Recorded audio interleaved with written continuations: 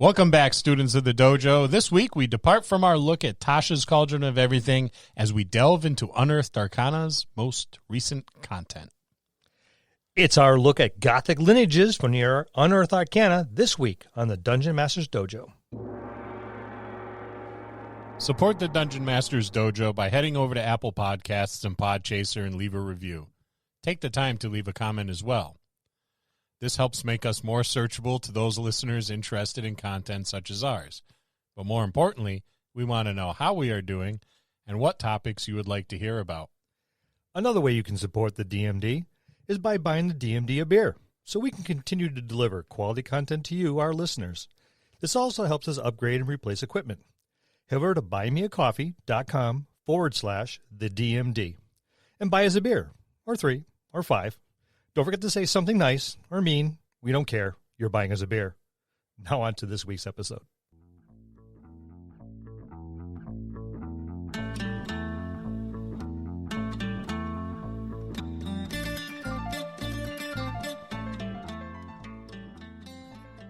Hello, and welcome to another episode of the Dungeon Master's Dojo podcast. This is a show for game masters and players alike. We hope to bring you tips and tricks to elevate your game and develop the art of dungeon mastery. I'm your host, Louis Aponte, and these are your dungeon masters, Scott Labby and Bill Robotile. Let's enter the dojo and see what they have in store for us today. Hey, Bill. Hey, Scott. What's up, Lou? Guess we're going Gothic? Lineages. Yeah, Gothic Lineages, the new stuff from Unearthed Arcana. I don't know if this is kind of a sample of things to come. I think it's a precursor. I do too. I do too. Very much so. Yeah, it's like let's taste this and see if anybody spits it back out. Well, it has its moments. I'll just say, give it that.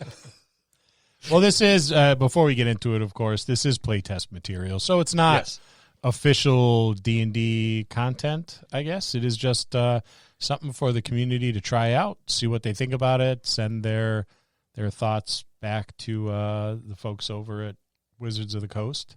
Let them know what you think about it, and I'm sure they'll go over each and every comment that's sent their way and go on the consensus of the listeners. No, of course. They're going to do whatever they damn well please, but that's okay. We're dealing with some interesting lineages here. Yeah, I kind of like this stuff provisionally.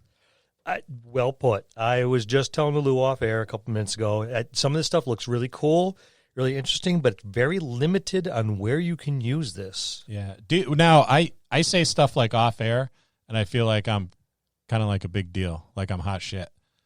You know, I just feel like I really like myself. That's because we let you think that too. Well, that's important, and I appreciate that very much. You see, I said something off air. Wink, wink, nod, nod, say no more. Like I'm always on. Yeah. No, but I think all this stuff was come about because of what's in Tasha's with the custom lineages that they put in there. They had to give us some things to start with. I think that's my take on this. I think so, and I think we'll see in the future. And these are just my thoughts, and I have no idea what their plans are because I'm really not that important. As if any of us are really. Yeah, like, well, Jeremy Crawford called me the other day and was like, hey, Scott, what do you think about this new stuff? And I'm like, I think you should do this. And while I'm at it, can I borrow your snowblower? Yeah. It's just personal friend of ours. Yes. They don't even know we exist. No, not even close. But I think this is kind of like, let's dip their toes in the water, so to speak, and see how they embrace it, if the community even does. And I think maybe we'll see some changes to, some of our more traditional races. We may see the term race being totally, done away with because, really what D&D came out, it was the late 60s, early 70s. Right. Different language, different culture, different ideologies at play there. I think we'll see maybe dwarven lineage, elven lineage. Well, there's dragonborn even a lineage, hint in here where they refer to it as species as opposed to races. So I was reading through and I caught that little line there, going, I think that's the direction they're planning on going. Yeah, and which is fine. I have no problem. You and I Yeah. have said this a number of times where we refer to them as species more than we do races. Yeah, because I think they are. That makes sense. I think they're more a species than a race. Elf being a species, and Drow maybe being a race of that species. Yes. But let's look at it. We get three new race options to play test. So I'm looking forward to kind of playing around with a little bit of this stuff. There's the we were talking about this off air. How to pronounce the first one? Is it damper, dampier, or damper?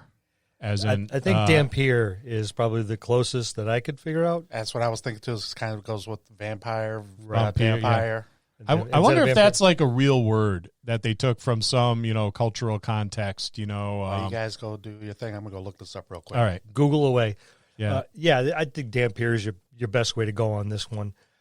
This one's interesting, obviously, because we're talking about dampier. It's a spinoff. Maybe a subclass of the vampire. At least that's how I kind of read it through. Yeah, and then we get the Hexblood and the Reborn. So creating the character at first level, this is where you pick this particular race. Well, lineage more than race. Yeah, it's peppered throughout here. Sometimes it's species, sometimes it's race, sometimes they're all over the place. I think it's one of those things that'll be cleaned up if it ever makes it into a publication. They'll find one word and stick with it, and it won't be race. Right. Well, yeah, it won't be race. It's either going to be species or lineage. Through the magic of the Google and the interwebs, Lewis found our answer. Yes, what is it? In Balkan folklore, sometimes called dampier, dampires, or dampiers, are creatures that are result of a union between a vampire and a human. Oh, so it is. Yeah, it's very close to what they're. Yeah, it is, but it's actually a Balkan folklore. Right. They gave you a number of different when we read through this, you'll hear that there's a couple of different ways to become a dampier, but that's actually one of them. Yeah. Cool. You know what? There's someone for everyone. Yes, love, there is. Love is blind. Knows no bounds. Yes. Knows no bounds. You get to increase one of your ability scores by 2 and another by 1, but you can't start with any score above 20, which is fair, right? Well, that's pretty much uniform across the board. Languages. You can speak, read, or write Common in one other language that you and your DM agree upon that is appropriate for your character, depending on where your lineage. Excuse me. Depending on where your lineage may have originated from. So that's. Yeah, it makes sense. I think the thing with languages, I always like to give PCs more languages than they would start. I know when we were designing our homebrew world, we would give a PC from a certain area the ability to speak the language of its neighboring nations. Most of the contiguous nations or realms that were next to it, whether it was a different species or another race altogether. Yeah, you're right. We definitely plussed them up quite a bit. And it makes sense. I think it does. I mean, if you live in that area, you've heard these languages over and over. Even if you're not fluent in it, you should be able to follow it. Yeah. Then you go into creature types. Every creature in D&D, including every player character, has a special tag in the rules that identifies the type of creature that they are. Most player characters are a humanoid type. A race option presented here tells you what your character creature type is. And then there's a list of types. So the list of the game's creatures types in alphabetical order: aberration, beast, celestial, construct, dragon, elemental, fey, fiend, giant, humanoid, monstrosity, ooze, plant, and undead. These types don't have rules themselves, but some rules in the game affect creatures of certain types in different ways. For example, the text of the Cure Wound spell specifies that the spell doesn't work on a creature that is a construct or an undead type, but it goes into having more than one type. Yeah, and in this case, they talk about the example of a humanoid and undead. So Cure Wounds would work on whatever that PC is, since the spell works on humanoid. My question being, I don't know, can you heal the undead, in the same way you could someone that is not undead? I thought, at least in the old versions, heal would actually harm or hurt the undead. In the old versions. Yeah. I don't know if that's still true. I'm not sure. Now it's radiant damage is what you need to do to do damage to them. I could see like maybe some Bondo or super glue, just throw that part right back on, seal up a couple ribs. But aside from that, but being humanoid, undead, I don't know, that's a little gray. They're going to have to very gray. Yeah, they're going to have to clean that one up quite a bit because most of your player classes are humanoid, and if you're undead and it doesn't affect undead, then what's the sense of saying it doesn't affect undead? If almost all the undead are humanoid or originally humanoid, anyways. Yeah, unless you get into some of these classes, which are. Special. They're kind of special. Yeah, they're hovering just one side of the gray area on one side or the other. So, all right. So, let's talk about these Dampiers. Let's talk about the Dampiers. Poised between the world of the living and the dead, Dampiers retain their grip on life, yet are endlessly tested by vicious hungers. That could be fun. Sounds like a Snickers commercial right there. I still think the first one was the best one with Rosie O'Donnell. If you're not careful, your Dampier could go full blown Betty White on you. Their ties to the undead grant Dampiers a taste of the vampire's deathless prowess in the form of increased speed, dark vision, and life-draining bite.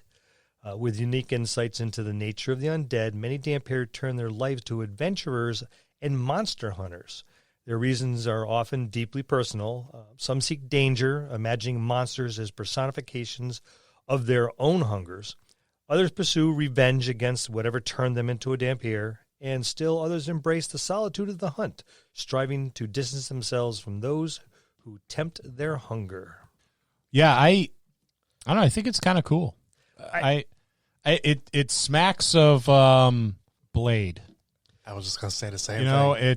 It's got that kind of thing, or I don't know, pretty much any vampire anything recently. Well, in this genre, there's a number of spin-offs where they have hinted and or come right out and said that Van Helsing was actually part vampire himself. And that's why he was hunting the one vampire that turned him, because that's how you get rid of the curse, supposedly, at least in those particular storylines. So, yeah, there's a lot that could be done here with this one. Especially, I like the last one more than anything else. But, okay, so there you go. So you have these hungers at play, right? Yep. You have this, they say it's every Dampier knows a thirst slaked only by the living. It could be just kind of like a faint whisper, something that's always in the back of your mind, that's nagging. And there's that. You know what I see it as, which would make for some awesome role playing opportunities, is almost like an addiction. You at some point in time, maybe you lost control. Maybe when you were very, very young and you tasted the blood of a living sentient being, and now you encounter these triggers. Mm-hmm. Throughout maybe you've felt so bad that you left to adventure and hunt these undead, but occasionally you get these triggers, like someone's talking, and you see you can smell their blood, or there's a bare neck, like a barmaid or someone throws her hair off to one side, and you catch it just in the light. There's that nice juicy vein right there, and I would have these triggers ever present in the game for this person. You would have to roll. It'd be peppered all over. Yeah, there'd be some willpower rolls at play there, and I just think it adds an element of drama. It does. And I was going to say, after listen to you guys, I know you guys haven't played Baldur's Gate 3, but there is a PC that you can play that's actually believe he's vampire, but for some reason, he walks in the daylight and everything. I won't go into the whole thing, but in Baldur's Gate 3, they actually have this guy, Asterion, in there. So, he does suffer from, he needs to drink blood to be at full strength or whatever. And he actually, in the game, he does confront one of the main characters and says, hey, can I blood? It's up to you to say yes or no, but it's ever present in the game. I real quick, for our listeners, how could you equate to this? How could you think you feel this? All right. You ever got a craving for something and you don't know what that craving is? Yeah. It's like you're going through every cabinet. You've gone through the refrigerator. It's even worse when you work in a supermarket and you're craving to eat something and literally everything available is right in front of you and you can't figure out what it is. And eventually you end up eating like a box of Cheez-Its, which isn't it, but It gives you enough. But it's not quite there. So as you're listening to this, think about the last time you had a craving for something. I don't know what it is, but I want something. That's that nagging feeling that you feel 24/7. Thank you, Bill. I would say it's probably even more magnified. Oh, definitely magnified. But I mean, in real life, that's the closest thing I can think to give you that taste. Where you get upset. Lou's got that face on his face. Now he's got a craving for something. He doesn't know what it is. I know what it is. I just can't have it right now. It's not here. It's at home. It's my coconut rum. Oh, I have coconut rum here. We're making a podcast right now. Yeah, so you can't have any. So, gee, tech guy to be. Oh, you're our damn peer for the evening. Oh, it's right there in reach, but you just can't quite have it. They give a list of hungers. Yeah, they do. Speaking of that, and I got to tell you, I don't like all of them. Yeah, there's a few of them here that just don't seem right. Blood, I think works. Yeah, that's why it's number one. Flesh of raw meat. I think that adds a pretty gruesome layer to it. I mean, there's almost something sexy about a vampire sucking the blood out of someone's neck. Someone devouring another person. Not so sexy. It says raw meat. It doesn't say raw person. Yeah, but that's no fun. But if you always order your steak and just say no, don't bother cooking it. Just think it could be somebody's kitten. Yeah, or someone's kitten. Here we go. Yeah. The ASPCA is going to be. Yeah, there was it. Sarah McLaughlin's going to be knocking on the door. Cerebral spinal fluid. Brains. Esoteric humors. That's old jokes, right? That's old jokes. Yeah. Psychic energy. I like a lot. Yeah. I can see someone who's a dampier just doing that kind of like Vulcan mind meld thing on someone and sucking all their psychic energy like through their fingers, and while through contact. He's very tactile person, always brushing your elbow, put your arm around you, brushing your hair. Yeah. He's that close talker, handsy, touchy person that everybody is annoyed by. Calls Uncle Touchy. A color from one's appearance. I didn't get that one. I didn't either, and I don't like it. Dreams are kind of cool, but you as a game master play with this one because all those dreams are going to turn into nightmares. There's potential, and then you like you wake up in the middle of the night and there's Bob from your adventuring party just standing over your bed, staring at you. I'm just watching you sleep. Just that creepy guy. He's probably wouldn't be invited back to the adventure after something like that. And then life energy is another one that I really, really like. That one's good. I like that one. That I see someone, your dampier, like grabbing someone by the ears to hold their head straight and just opening their mouth and sucking all your life energy out of out of your mouth and into theirs.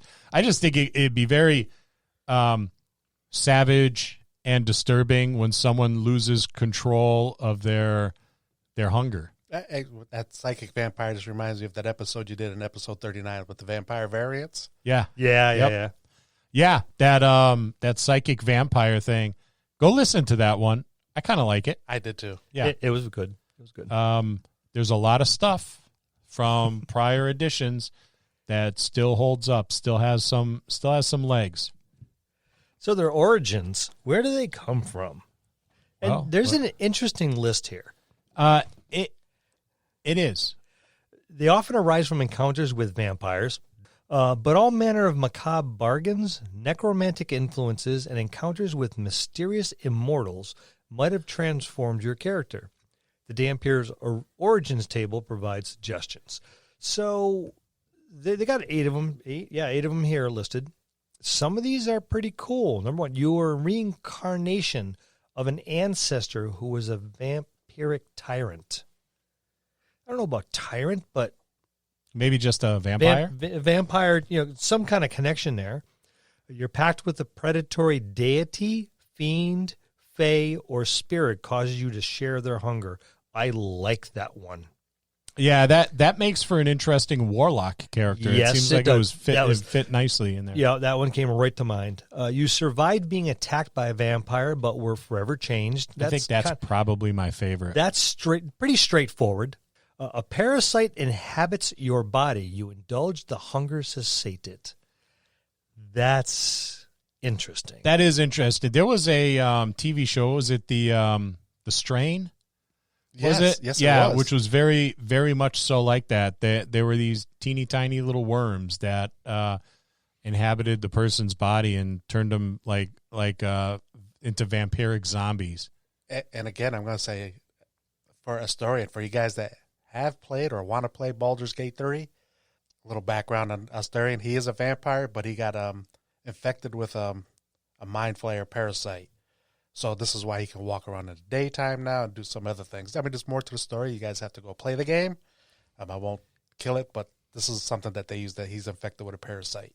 We need a new sound effect for spoiler alerts. What is what's a good resource for mind flayers?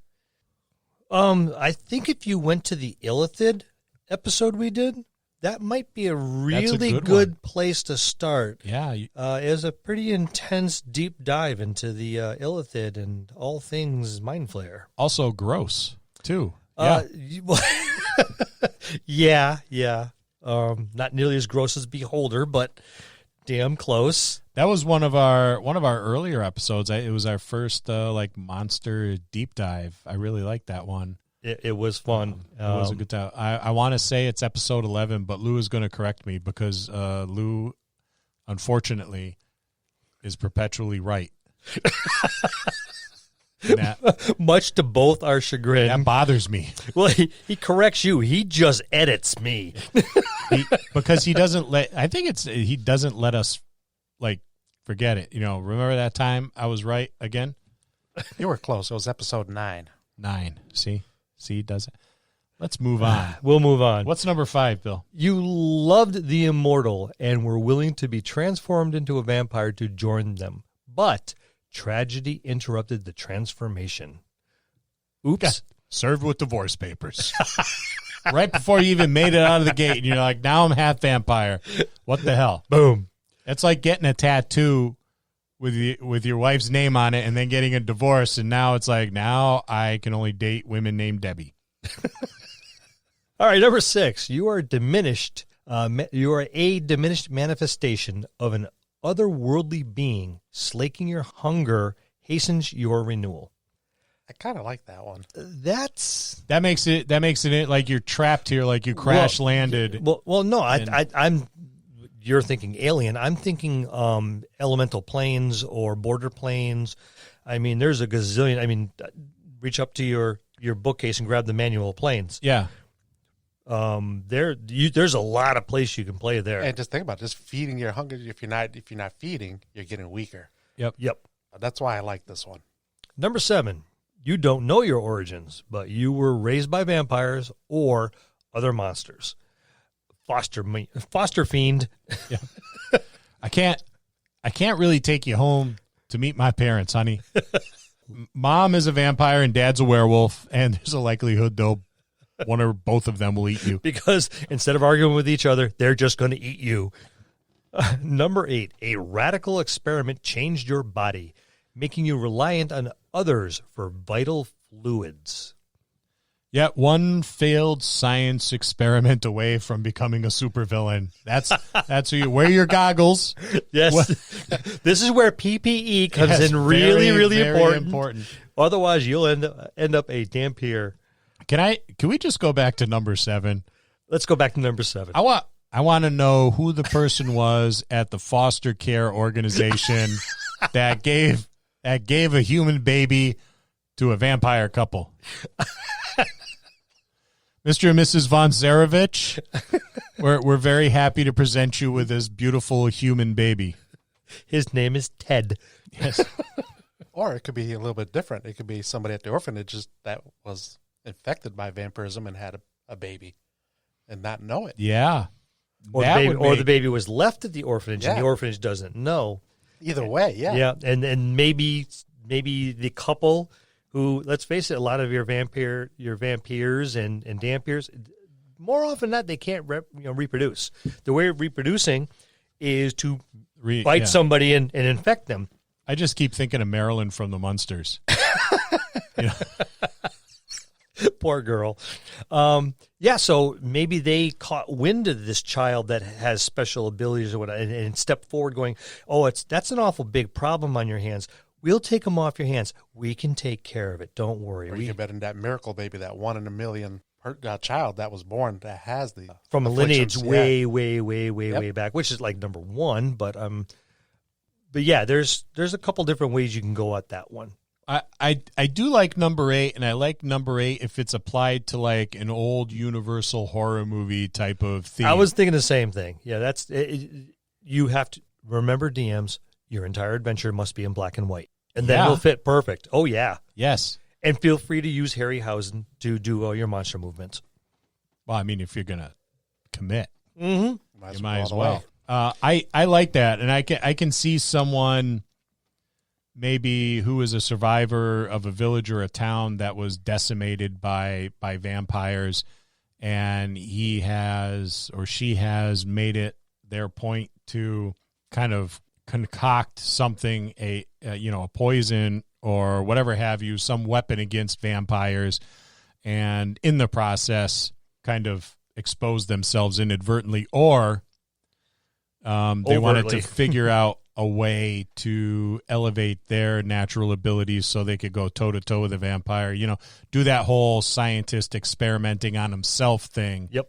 And Bill mentions Von Helsing, but it's very clear there's a lot of inspiration taken from, things like Blade, Von Helsing, Morbius, especially now with the movies coming out and everything, and everybody who goes and sees that, it looks like a pretty cool movie, is going to be like, man, I want to play like a pseudo good guy, bad guy, anti-hero like Morbius. I wish we could do that in D&D. Well, here you go. Ta-da!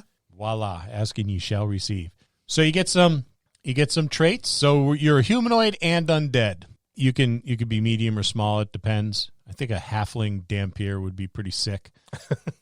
Speed of 35 feet. You get dark vision. We all know what that is. Spider climb. I think that's pretty neat. I think the best part's the 3rd level jump. Yeah, you can move up, down, and across vertical surfaces. You can do that creepy thing that's in all the horror movies, where you're kind of like spider walking across the ceiling. And upside down while leaving your hands free. So it's the old walk up the wall, walk up along the ceiling. Like when Peter Parker paces, yes. He's having a rough day with the Avengers or whoever, and then you got that vampiric bite. So your fangs are a natural weapon. Simple melee weapon and with which you are proficient, which tells me you've had some practice, like biting things and sucking their blood. You can add your Constitution modifier to the attack and damage rolls when you attack with your bite. It deals 1d4 piercing damage on a hit, which isn't bad. No, not because bad. If you have a high Constitution, you could add extra, but you could have a serious bite, a hit die if you're. What if you're a monk, and you're like a kung fu vampire? I was thinking Path of the Beast Barbarian. Path of the Beast Barbarian. Because you can already do that. So imagine you get that bite plus this bite damage on top of it. And Robert Pattinson modeled for the picture in Tasha's Cauldron of Everything. So it's cyclical. Well, I mean, keep reading. It gets better. If you're missing half or more of your hit points, you take advantage on the attack rolls you make with his bite.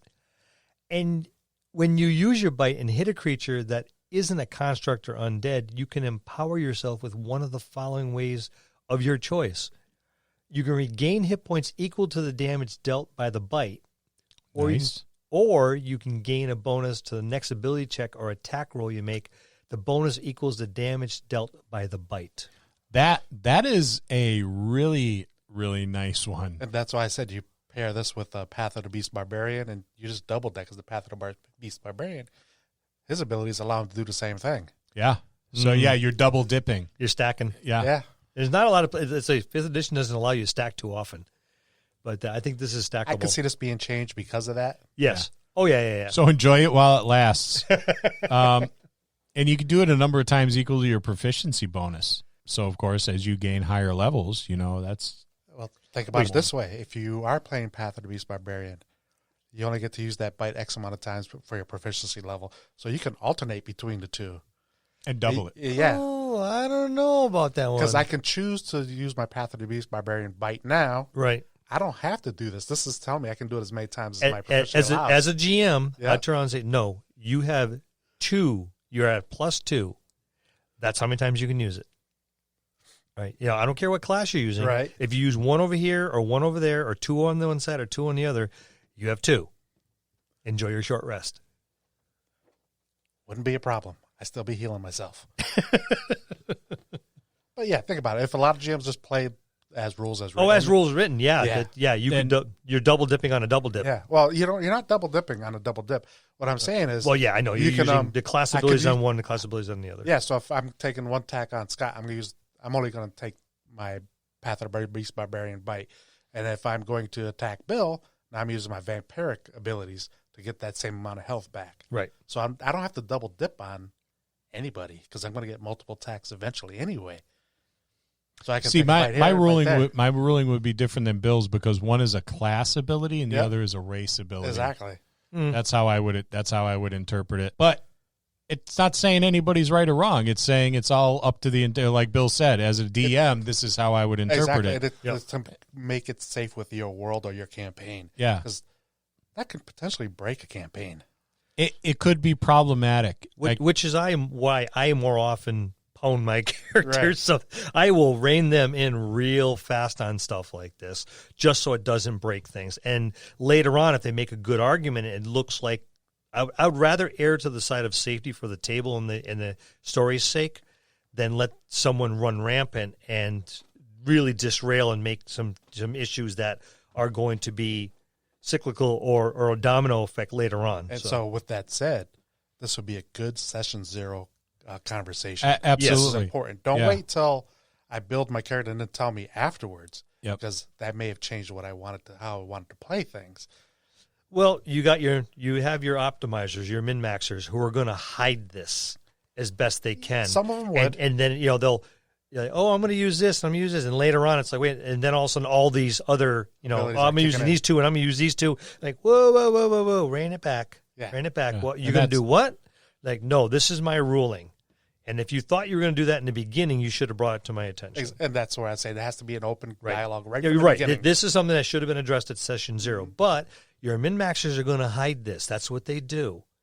They're going to spot it. They're going to read it. They're like, oh, okay. And they're going to put that ace up their sleeve until the big bad combat comes out, and all of a sudden they're going to unload on you. That's why I said Path of the Beast, because I saw how that fit, and I was like, that really works. Yep. Yeah, and it's important to have that dialogue at session 0. It's important to be upfront and honest with your DM. Go, this is how my character concept is. This is how I want to play. And Bill brings up a really good point. It's like, you know what? If you could come with a good reason, if you could justify it, then, that's a different story. I've been all about justifications for decades now. Yeah, and I think the justification's important. How does it fit in with your character's story? Mm-hmm. Their backstory, their... how does it fit in with what you perceive your character becoming as the levels progress? And can you justify it? It doesn't mean it's still going to work. You can justify it all up and down, but if it still off balances your table, DMs disallow it. Yeah. And make it a house roll or modify it. Make a house roll. Do what you got to do. And with a lot of these things, I read this a couple times, not just the Dampier, but everything. I think these are really, really cool concepts for certain campaigns. Other campaigns, I just don't see them fitting in or doing well in. Yeah, all three of these are all niche. Very much niche campaigns. So what about the Hexblood?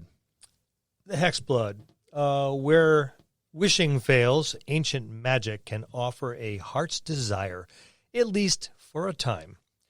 The Hexbloods are individuals infused with the eldritch magic, fey energy, and mysterious witchcraft. Some who enter into bargains with hags gain their deepest wishes, but eventually find themselves transformed. These changes evidence a hag's influence.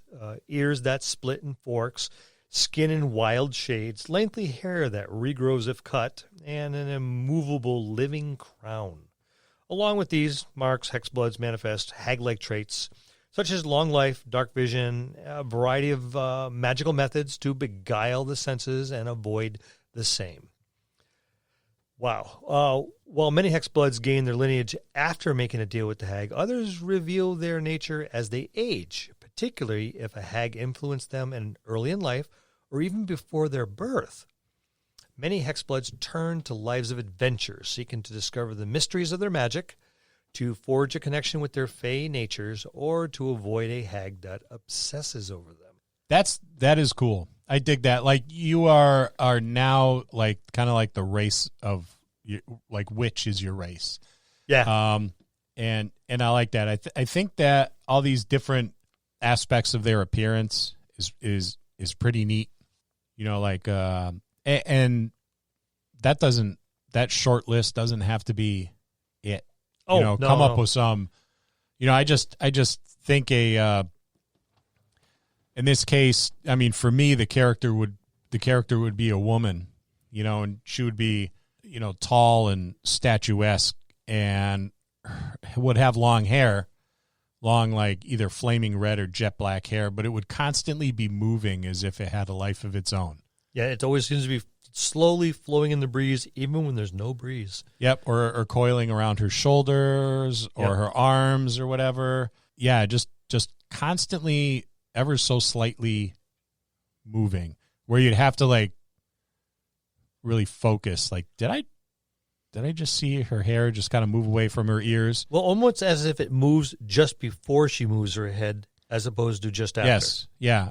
Just, cool stuff like that. Yes. Constantly having long fingernails, 6 toes, just weird stuff like that, like olive green skin, really, really pointy ears, stuff like that. So you're an heir of hags. I just see, the aunts are coming over today, right? The Stygian witches from Wrath. What is it? Clash of the Titans. Yeah. Well, so that if there's 300. Yeah. One way these hags create more of their kind is through the creation of the Hexblood. So every Hexblood exhibits features suggesting the hag whose magic inspired their powers. This includes an unusual crown, often called an elder cross or witch's turn. This living garland-like part of the Hexblood's body extends from their temples and wraps behind their head, serving as a visible mark of the bargain between hag and Hexblood, a debt owed or a change to come. Pretty cool stuff. I think like a sorcerer warlock combo would be pretty cool, or even some of the some of the fighter options that are a little more magic based, or even some of the psionic stuff from Tasha's would be kind of cool for this. Yeah. Yep. Where your magic ability is actually like, psychic. Talking about like the Psi Warrior, the Aberrant Mind, or the Rogue One. I forget what the Rogue One is called. But yeah, the one of those three. Yeah, I think it would add a nice flavor kind of to it. I have a particular opinion about psionics, and I'll leave it for our next episode that we do on psionics. Okay. And because of that, because my opinion of psionics is very different than Bill's. We hear that a lot. Spoiler alert. Bill doesn't like psionics. I don't know why. Gasp. I don't know why you say that. I do know why, because he's been telling me for the past 30 years how much he hates it. I like them. It's one of the reasons I hate it. I got an ally in the in the dojo, in the bleachers, waiting to come on to support me and Lou in our argument. So we're gonna triple team Bill on this one. That's okay. I'm ready for it. We'll convert him. So what about their origins? A bargain with a hag and other eerie forces transforms your character into a magical being. We have a chart here that you can roll on. There's a number of, number 8, of different origins we can go through. So, number 1, seeking a child, your parents made a bargain with a hag, and you're the result of that arrangement. I like that. It's got that kind of a Grimm's fairy tale feel to it. You know, where the hag comes up and rubs the woman's belly, and a little incantation, a little light show, and some spark, and a little woo, and, you know, her seed is receptive for you, young man. Enjoy your evening. And number 2, fake kidnappers swapped you and your parents' child. I like that. That's I can see like these little gremlin people sneaking in and throwing a baby in a bag and then replacing it with this hag baby. Number 3, a coven of hags lost one of their members. You were created to replace the lost hag. That one's interesting. I like that one. Number 4, you were cursed as a child. A deal with the spirits of the forest transformed you into a hexblood, now free of the curse. I like that one. That one's cool. I think that has a lot of potential because, maybe you did something as a child that was very kind. Maybe, I don't know. You found a fairy with a broken wing. Yeah. And you picked it, instead of stepping on her or him, you picked it up and carried it back to this place you were told not to go to because that's where all the fairies lived, and you did it anyway. And they disbanded the curse, but now you're free of it, but now you're a hexblood. Yeah, there's a few different ways to go with that. Lots of stories can be built around that. Yeah. Around your character on that one. Number 5, you begin life as a fey creature, but an accident or crime changed you and forced you from your home. That's kind of the opposite of the one we just read. Yeah, pretty much. Number 6, a slighted druid transformed you and bound you to live only so long as the sacred tree bears fruit.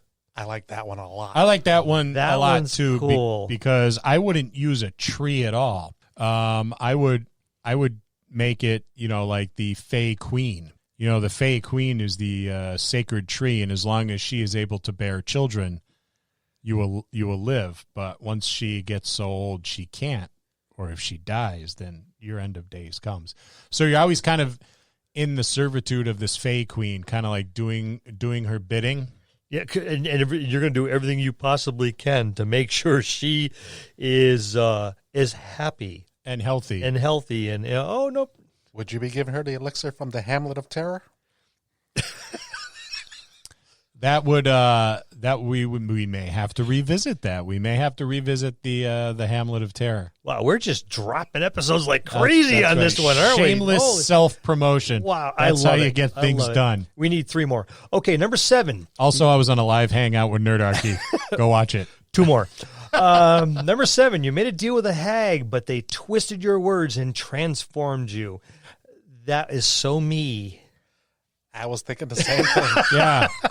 I'm just beating you guys to the punch. It's just like a wish. Yep. Yeah, the last thing you ever want to do is make a wish on my table. I don't. Because it will come out nothing like you thought. I would save that wish for an inexperienced DM when they rotate through and then drop it. Oh, by the way, this is what I have. And I spent the last 6 months writing it out. Yep. With lots of commas in the word and. I had an attorney look through it, and it's been notarized. Number 8, you're a child of the wild. Animals and mysterious whispers were the only family you ever knew.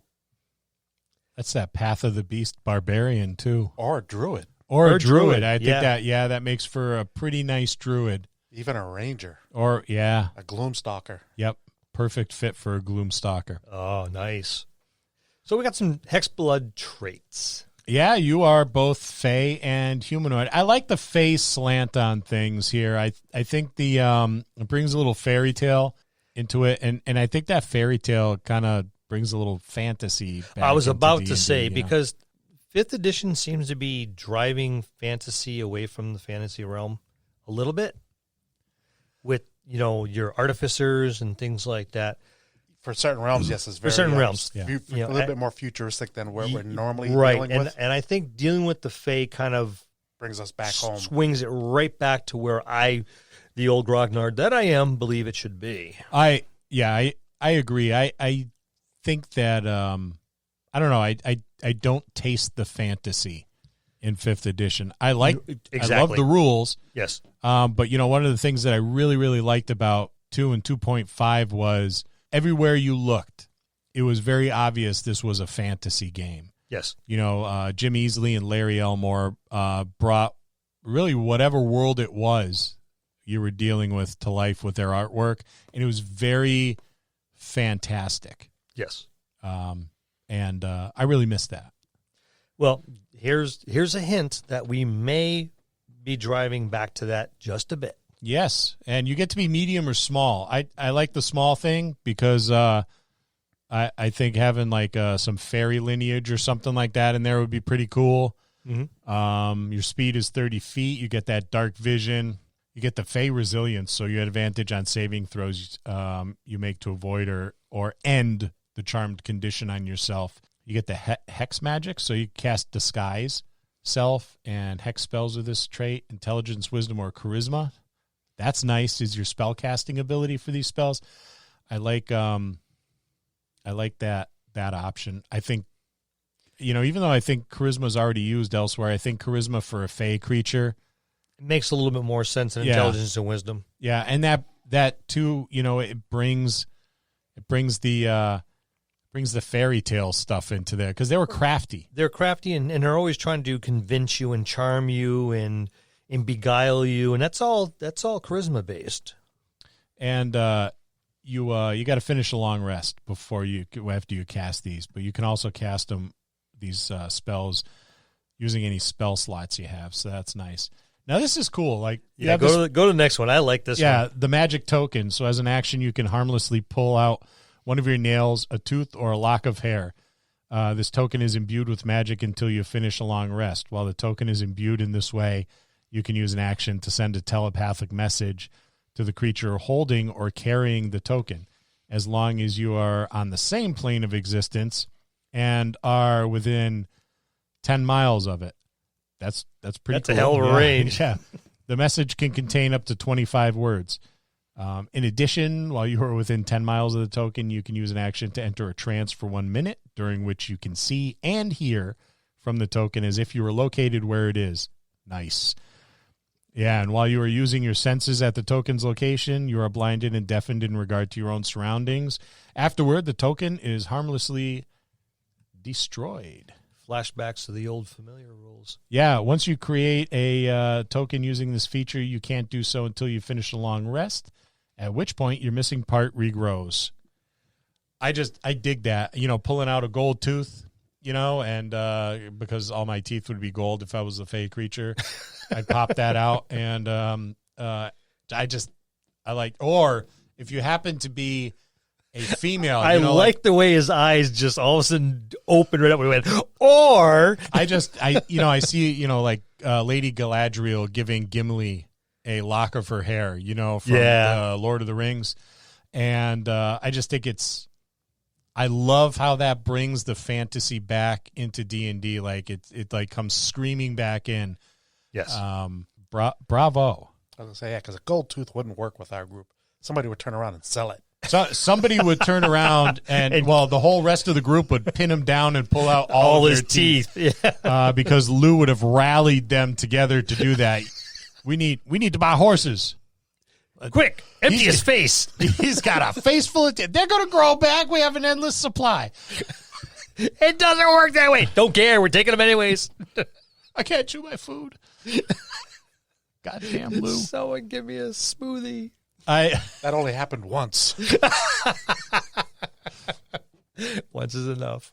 I like the Hexblood. I like the Hexblood a lot. I do too. I think there's a lot of fun stuff you can do with the Hexblood in the right setting. I think too though they fit a little bit better in pretty much any campaign than the Vampire or the Reborn. Agreed. I think that's one of the ones you can pull off. Yeah. It can travel with a quote unquote normal adventuring party. And of course, I have some ideas for adventurers for these three, but we'll do that at the end like we usually do. All right, Reborn. This one's interesting. Death isn't always the end. The Reborn exemplify this, being individuals who have died yet somehow still live. Some Reborn exhibit the scars of fatal fates. Their ashen flesh, missing limbs, or bloodless veins make it clear that they've been touched by death. Other Reborn are marvels of magic or science, being stitched together from disparate beings or beings' mysterious minds in manufacturing bodies. Whatever their origins, Reborn know a new life and seek experience and answers all their own. How very Mary Shelley.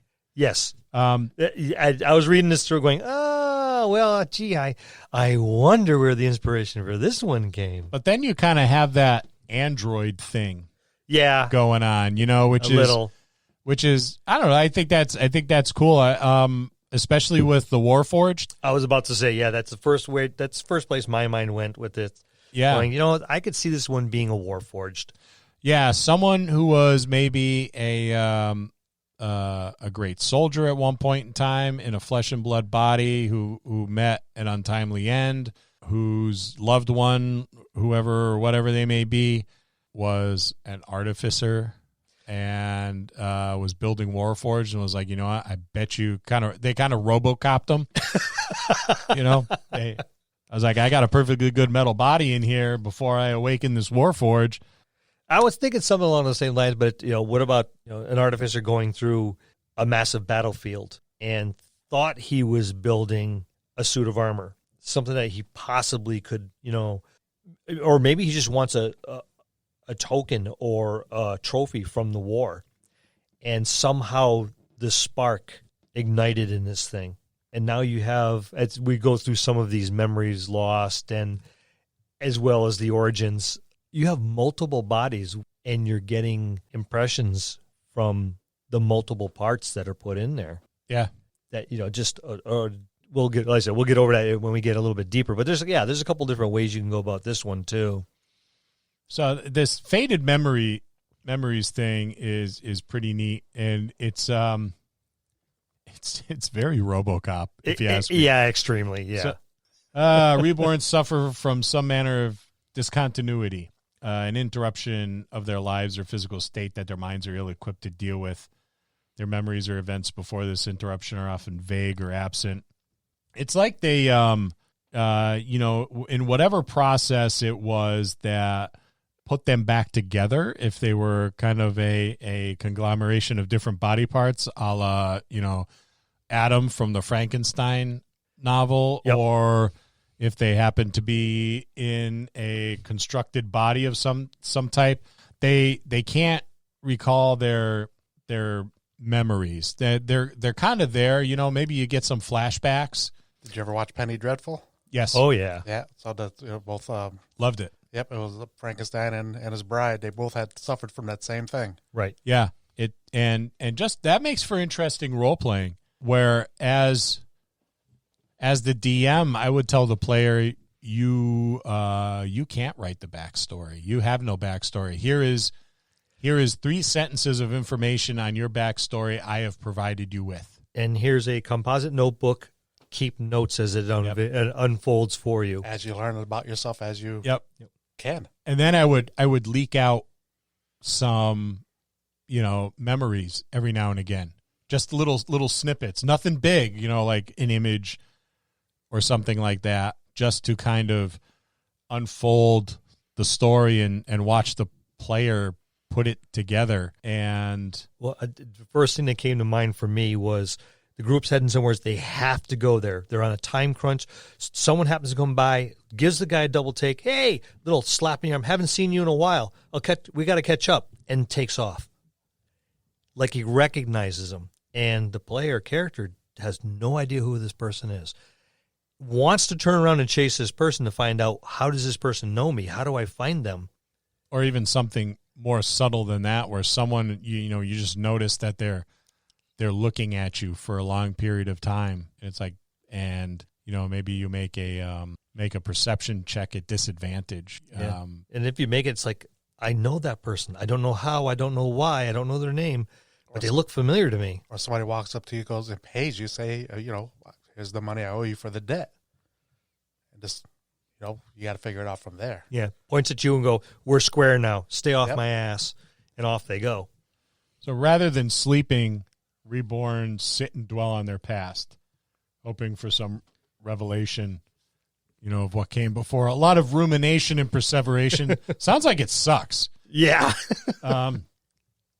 So most of the time, these are dark, silent stretches, just sitting there brooding. That's Andrew. Occasionally, Andrew's a Reborn. In a moment of peace, stress, or excitement, a Reborn gains a glimpse of what came before. Make them roll for it. Oh, yeah. Make them roll for it. When you desire to have such a dreamlike vision, roll on the Lost Memories table. I wouldn't even use this, to be honest with you. Well, I'd use it as a base, but I would definitely be expanding on this quite a bit. I would already have a list made of just words or objects, and then a list of those very same next to it with a little more detail, and then a list next to it with even more detail, and maybe do it like have four columns, just so that I can bleed out a little bit of information. I could build up on that. Well, as a circumstance triggers, all right, this would be a perfect one for here. You can kind of put a little star next to it, and then it moves to the next one. Next time it gets triggered and it triggers. So once again, give them that blank notebook and let them put the puzzle together. But they do give this, this is, even though I wouldn't even bother to use it, this is a nice tool for a more inexperienced DM. And I think it's nice that they put these things in there, because Perkins and his friends probably had no idea that we were providing all this information to the good players of our D&D community, all these bits of DMing wisdom and the whatnot. Is that what we're calling it? That's what we're going with. Yeah. Yeah. We can call it that. Let's go over a few lost memories. Yes. The 80s, they were particularly. No. Oh. For the class. For the class. Yeah. For you, it's the 80s. For me, it was the last 4 decades. All right. Number 1, you recall a physical, painful moment. What mark or scar on your body does it relate to? So it's nice to give you not only the memory, but a little bit of a trigger for you there.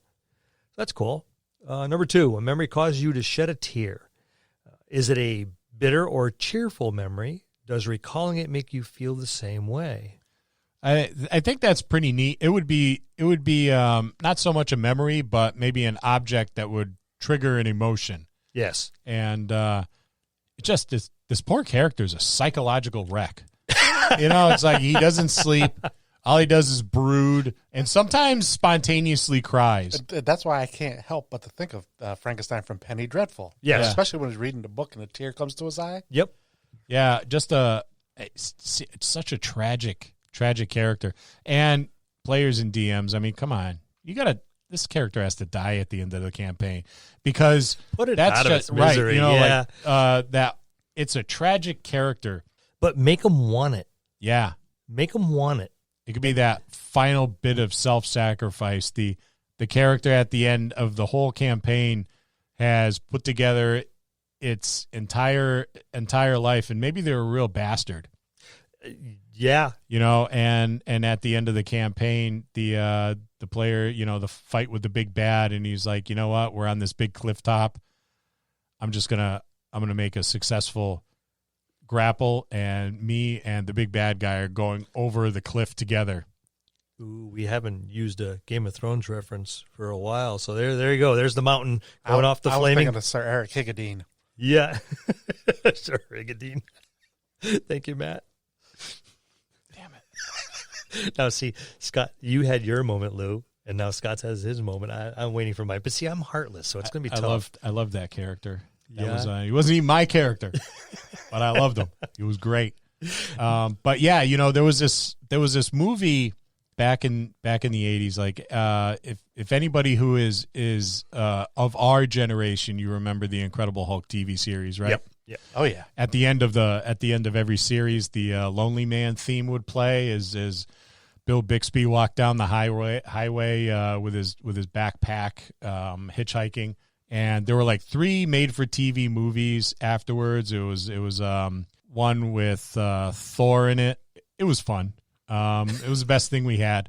It was the Incredible Hulk Returns, and then there was the Trial of the Incredible Hulk with Daredevil in it, and then there was the Death of the Incredible Hulk, and that was stupid because the Incredible Hulk fell out of like a helicopter, and the fall killed him. I call bullshit on that. Even when I was like 16, I was like, I call bullshit on this.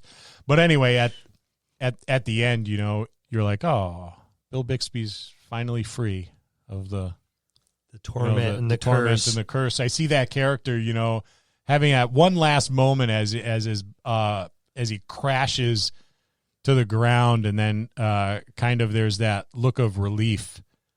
Where it's like I was a real small smile. Yeah. Not even that. Let's go back to what you're saying. He's fighting the big bad on top of the cliff, and all of a sudden he has a revelation of his past life, and he realizes how much of a jerk he's been. Yeah. An evil bastard. And maybe he used to work for the big bad. And now he wants to atone for himself, so that's why he does it. Yeah. To make up for all of that, so he could finally put himself to rest. Die not being a real jerk. He's a hero now. Yes. All right, let's move on to number 3. Recall a childhood memory. What about that event or who you were still influences you? Boy, they wrote that one wrong. I think, that requires for once it's not you, Bill. Yeah, no kidding. That requires some editing. So you recall a childhood memory. What about I think it's supposed that to be event? What about that event or who you were still influences you? Yeah, it still doesn't read. We get the gist of it. I think it's like when Lou sends me text messages and I read voice. it, and I got to read it again, and I go, hey, to the person next to me, what does this mean? They're like, I don't know. There's juice in the oil pan, and the gorilla's mowing the lawn. It's like, all right, okay. I have no problem reading his text. I know. I speak Luanese. Yeah, it's a hard language to pick up. Number 4. All right. A memory brings with it the voice of someone once close to you. How do they advise you? Use the Force, Luke.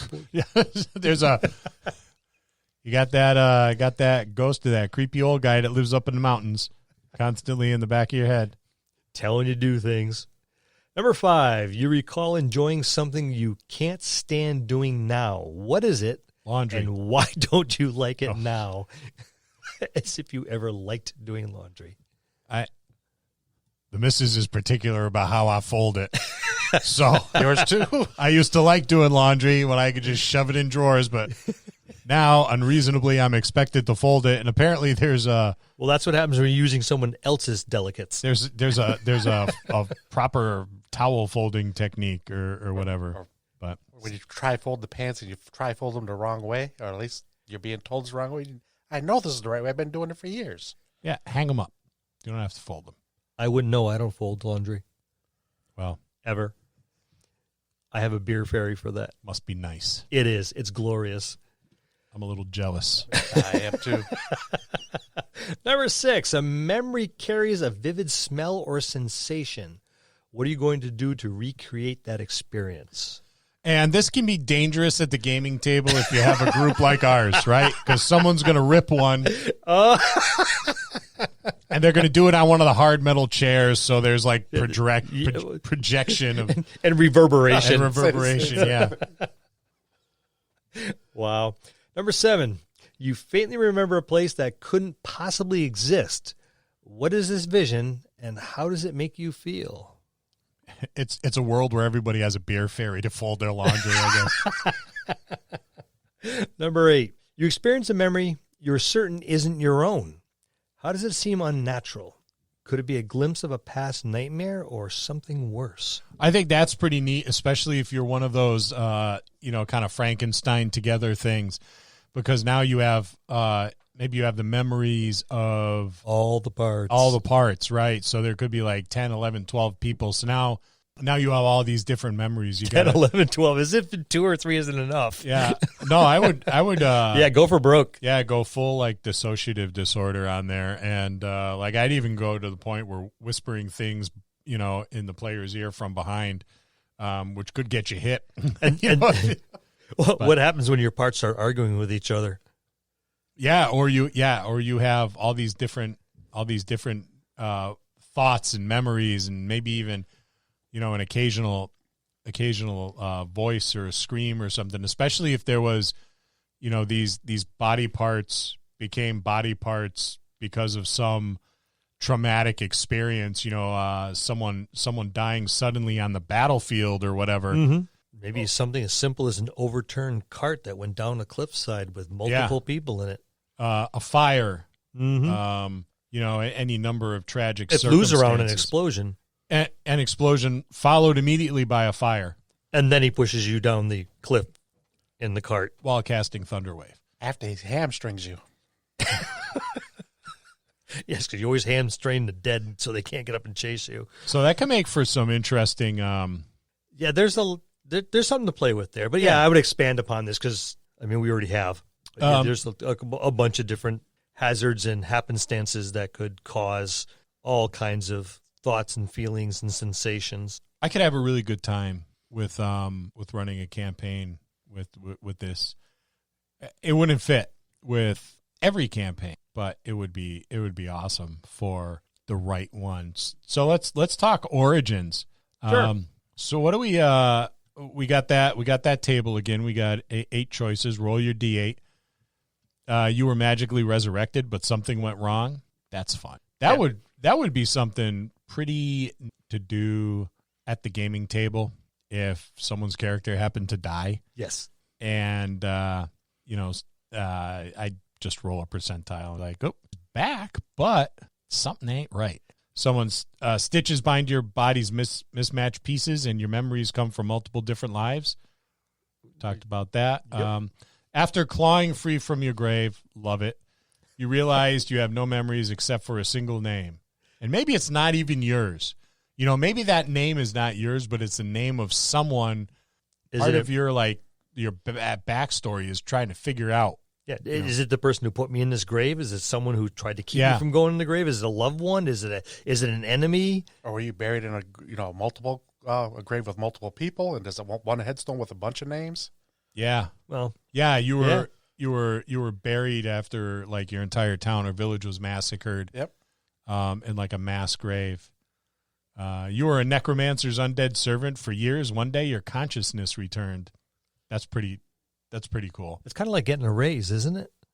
Yeah, I think so. That 2%, the obligatory 2% cost of living increase. I'm just wondering because there's a lot of people at work that I've noticed that all of a sudden they look like they're undead, and then all of a sudden it's like, ding, Yeah, I'm productive again for a week, and then I'm like, I still hate this It's usually the day before their vacation. Once you realize that, I got this raise, and they just jacked up the life insurance cost or the health insurance cost. So actually, I'm doing worse. Yes.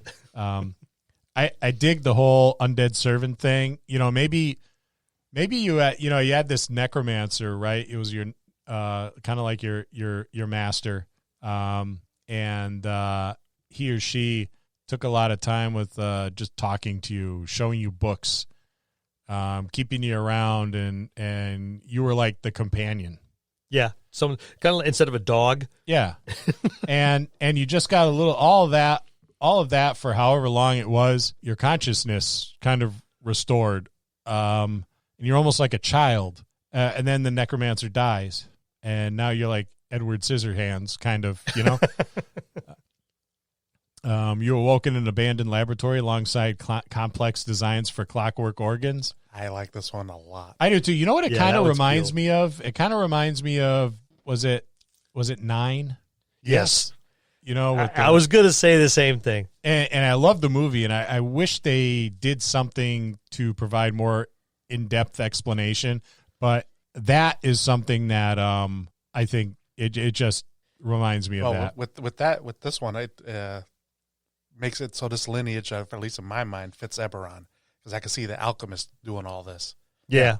You know, with all the tubes and Yep. different liquids going through you. You were released after being petrified for generations. Your memories have faded, though, and your body is not what it once was. Well, that's it just sounds like getting older, because I can relate to that. But as a piece of stone that got bumped over and all of a sudden the arm got broken off. Yeah, I mean, this is like me before I take Motrin. But see, again, this is something that, and I'm going to go back to Baldur's Gate, because this exact same scenario is in Baldur's Gate. So, I'm wondering if Baldur's Gate is borrowing something from here. Or I think or it vice probably versa. is. A little bit of That might have both. been a little Yeah. influence there. Your body hosts a possessing spirit that shares its memories and replaces your missing appendages with phantasmal limbs. I like that one. I figured you would. I'm having trouble with that one. Yeah, Why am I always the odd man out? it's a long one. We only have like 45 minutes, right? I think the keyword there is odd. In public, you pass as an unremarkable individual, but you can feel the itchy straw stuffing inside you. That one's cool. That one is just cool. That is pretty neat. Again, that one speaks to the fantasy that I've been missing, and I just like it. Well, after doing the artificer and the warforged, well, there's our Tin Man. Now we have our Straw Man. Yeah, exactly. Exactly. So there's some traits. Let's talk about those. Okay, humanoid as well as construct or undead. Now, this is one of the only ones that had those. Medium or small, once again, and 30 feet speed. So that's pretty cool. Dark vision. All these classes got that. Deathless nature. You have escaped death and a fact represented by the following benefits. You have advantage on saving throws against disease and being poisoned, and you have resistance to poison damage. Tough to poison things that are already dead. You have advantage on death saving throws, which I don't know why I find that funny. You don't need to eat, drink, or breathe. You don't need to sleep, and magic can't put you to sleep. You can finish a long rest in 4 hours if you spend those hours in an inactive, motionless state during which you retain consciousness. I would be so tempted to have a bunch of flying monkeys come and pull the straw stuffing out of number 8. And I know my player would be very resentful of that, but I'm sorry. You have to do it. You have to do it. Embrace it. Get those flying monkeys out there. Maybe we'll build some flying monkeys on D&D Beyond and put them out there. Just so we have something to attack our reborn with. And knowledge from a past life. You temporarily remember sporadic glimpses of the past, perhaps faded memories from ages ago or a previous life. When you make an ability check that uses a skill, you can roll a d6 and add the number rolled to the check. You can use this to feature the number of times equal to your proficiency bonus, and you regain them all on a long rest. So that's cool when your past skills, for whatever reason, all of a sudden kind of surface. And you get a roll for it. That's nice. That's a nice neat. That's a cool little bonus. I like that. I do too. Let's talk about adventures. I got an idea. Where's your adventure going to take place? Because for me, that would depend which one of these traits can actually be used. My adventure would take place in 2 specific areas. Let's talk about the urban one. We talked, I think, last time we did Tasha's, when we talked about the cleric, and I talked about an urban campaign where they were like kind of like monster hunters. The nighttime vigilante corps. Twilight Cleric? Twilight Yeah. Cleric, yeah.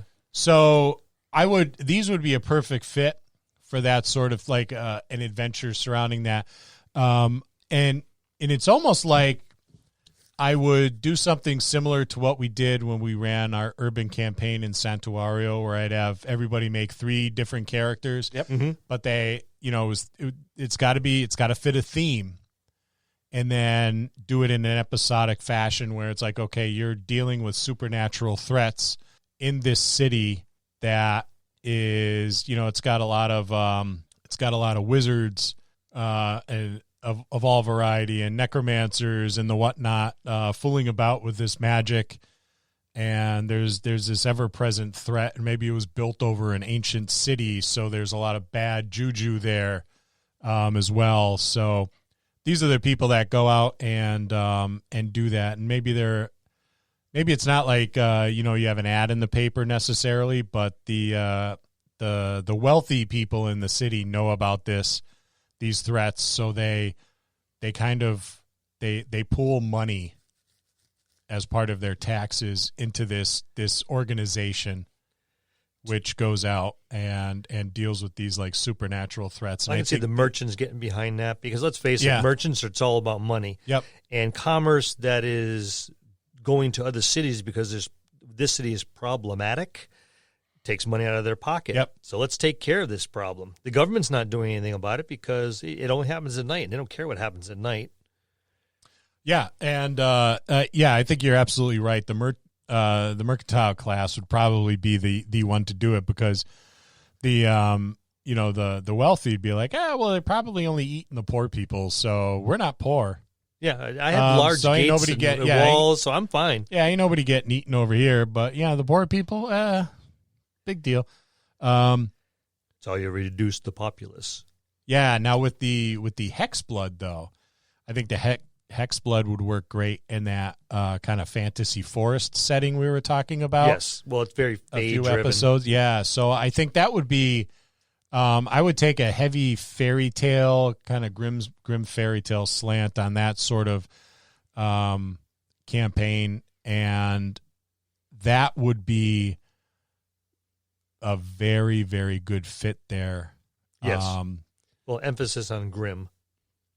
Yeah, it would be. It'd be a combination of. If you've ever read the Grimm's fairy tales, they are dark. Yeah, they're grim. Yeah, yeah. It's not. I love them. There's not a lot of Disney shit happening there. Yeah, it's pretty dark stuff. There's no singing, and birds do not alight upon your finger when you stick it out and hit a high note. So I would do definitely focus a lot on that kind of dark stuff, but I would also focus a lot on kind of like remember Legend with Tom Cruise from like a million years ago, how it was a very fantasy forest. And there was always a shitload of pollen and stuff floating around in that movie. It was like, a nightmare if you happen to have allergies. But that's what the undead don't need inhalers. They sure don't. That's what I would do with those particular lineages, and I think they would fit nicely. I don't know how you feel. I know we bounced it around before, but even after like talking about them, I just don't think they would be a good fit in any kind of campaign. It would have to be something geared towards them, just because can you imagine? Well, if the campaign's geared towards the darker side, that's all. If you're doing like a very Dresden File kind of. Yeah, I think that would be fun. If that's the flavor you have, then yes, these would be a very easy fit into something like that for a long term. And I know the first thing that popped in my mind after you mentioned Dresden Files was if one of our good friends is listening and you know who you are, I can imagine him rolling his eyes. Because we've had I love the Dresden Files. He does not. And the second thing that popped in was, oh my God, that'd be cool. But yeah, Dresden Files type of thing, themed adventure would be. Yeah, you roll the Dresden Files into a fantasy version of X-Files and then cut them loose and into the city. Aside from the Hexblood, the other two will fit into an urban campaign very well. Yes. Yeah, I even think the Hexblood would too. Yeah, would too. You wouldn't have to shoehorn it too much, but I think a a fantasy setting, like I just think it would work well for something like Dolmenwood, which is I think it's BX Essentials is where Dolmenwood is a setting for. I may be wrong, but something like that, a fantasy forest setting. We have one in our homebrew world, so I'm dying to try that out. I think you said it best. I think these are more for a homebrew world. I'm trying to figure out which campaign they would really fit in on any of the Wizard of the Coast ones, and I really can't see them fitting too well in any of them. You know what? To be honest with you, except maybe Eberron. I was going to say Eberron. I think in an urban campaign setting, in Eberron it would work because, and I'm not a huge fan of Eberron. I don't think ill of it. It just doesn't blow my skirt up, you know. Maybe Ravenloft too for the Dampier. Well, you know what? Yeah. I think these all three of them would be awesome to do an entire campaign inside Ravenloft. Yes. And I think they would fit perfectly. Perfectly there as the heroes. Oh yeah. Of a setting like that. And not even like you were sucked into the mist. No, you were there. That's where you came from, yeah. Yeah, that's your hometown. You know, you graduated from Ravenloft High School, you know, class of 47. Monsters University, yay. My alma mater. I think that would be great. That would be another really good one. Mm-hmm. But I do like the Eberron thing. I think like a Victorian England kind of look to some Eberron city and have it be that whole like steampunk Victorian England feel. Right. Would work just fine with these. It'd be perfect. We're going to have to do all these adventures. You realize all these things we talk about we're going to have to do. I'm waiting for you to write them up. That's why we have this giant, massive whiteboard on the other side of the room where we jot all these things down. Maybe we'll bring our listeners to with us when we do that. We'll try to do the D20 to curtain and the Fool's Quest thing. Though probably not half as good as those guys do. Yeah, no. Not. But I can guarantee we'll be comical. We'll be like the kid with the clubbed foot trying to catch up with them, you know. But maybe we'll bring you guys along, and it won't be a complete train wreck. But just a minor derailment. Yeah, but you know what? If you're coming along, wear your seatbelt. Oh, hell yeah. And a helmet if you got one. You're going to need the helmet. Because it may very well be a complete train wreck. But so there you go. Gothic Lineages. Now, granted, this is out of Unearthed Arcana, so it is play testing. But I think there's a good base here. I think there's a lot to play with here. Let's see what they do when they polish it up. Because you know this is going to make print somewheres. Well, you know if it make print. Usually if they do it, like they just put it out now, if they revisit it within a year, the next time they come out with a book like they did with Tasha's, like with the Armorer, the Genie Warlock and the Fathomless, they were all play tested and revamped a couple times. Then you can see them in a print once you see them go. And that's how it usually happens. But once you see it reprinted again and Unearthed Arcana as another test with some changes, there's a good chance it'll make it into the next print. Now let's see where the changes go.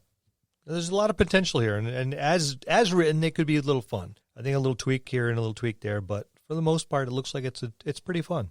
Give it a shot. There you go. Alrighty. And that's a look at the UA's Gothic Lineage. See you next week in the dojo. That's going to conclude this episode. Thanks for tuning in and listening. Please subscribe to the podcast for more great content. If you'd like to hear a particular topic, you can reach us on Facebook at the Dungeon Masters Dojo, or you can drop us an email at thedungeonmastersdojo@gmail.com. Thank you, and have a good day.